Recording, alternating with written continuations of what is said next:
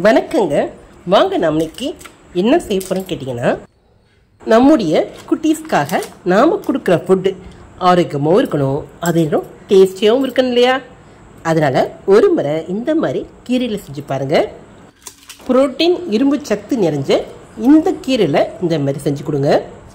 ஓரளவுக்கு சாப்பாடு பச்சை சேர்த்துருக்குங்க. இது கூட பாசி பருப்பு நம்ம புரோட்டீன் தேவை இல்லையா, அதனால் அரைலக்கு எடுத்துக்கலாம். இது கூட சின்ன வெங்காயம், பூண்டு, அது கூட தக்காளி, ஒரு 3 தக்காளி, இது கூட கொஞ்சம் மஞ்சத்தூள், ஒரு 3 பச்சை மிளகாய் சேர்த்துக்குங்க. தண்ணி சேர்த்துட்டு கொஞ்சம் எண்ணெய் ஊற்றிட்டு இதை வேக விடலாம். இது கூட பெருங்காயத்தூள் சேர்த்துக்குங்க. இதை வேக விடலாம். 3 விசில் அடிக்கட்டுங்க. சாதம் வேகக்குள்ள தாளிச்சிக்கலாம். எண்ணெய் ஊற்றிருக்குங்க. கடுகு, சீரகம், வெந்தயம் போட்டுக்குங்க. இது நல்லா பொரியட்டுங்க. நல்லெண்ணெய் சேர்த்துக்குங்க. பாருங்கள், 3 விசில் வந்துருச்சுங்க. அடுப்பு ஆஃப் பண்ணிடலாம்.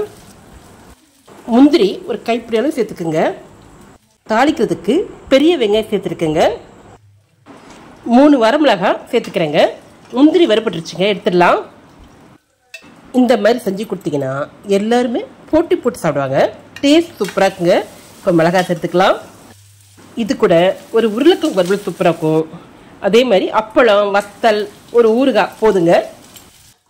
வெங்காயம் நல்லா வதங்கணுங்க. நல்லா வதங்கிடுச்சுங்க. இப்போது களி வச்சிருக்க முருங்கைக்கீரையை சேர்த்துக்கலாம்.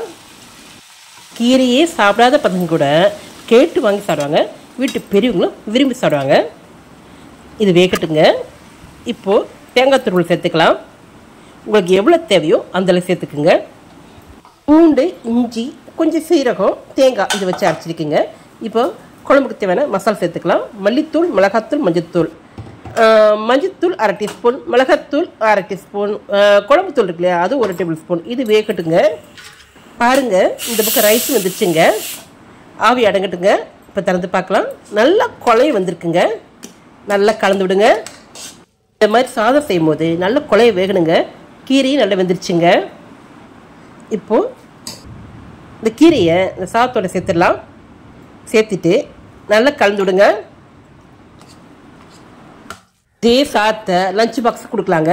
நெய் சேர்த்துக்குங்க. கூட 2 ஸ்பூன் சேர்த்துக்குங்க. நெய் சேர்க்க நல்லா வாசனையாக இருக்குங்க. இப்போ முந்திரி, திராட்சை சேர்த்துக்கலாம். கொஞ்சம் கொத்தமல்லி, கருவேப்பிலை சேர்த்துக்குங்க. அடுத்து என்னங்க, சாப்பிட்லாங்க. வாங்க. ரொம்ப டேஸ்டியாக முருங்கைக்கீரையில் இந்த மாதிரி செஞ்சு பாருங்கள். செஞ்சு பார்த்துட்டு இருக்கு சொல்லுங்கள். மறக்காமல் சப்ஸ்கிரைப் பண்ணுங்க. இந்த வீடியோ பிடிச்சிருந்தா லைக் செய்யுங்க, கமெண்ட் செய்யுங்க, கொடுங்க. ஃப்ரெண்ட்ஸுக்கு ஷேர் பண்ணுங்கள். இதே போல் மற்றும் ஒரு வீடியோவில் சந்திக்கலாம். நன்றி.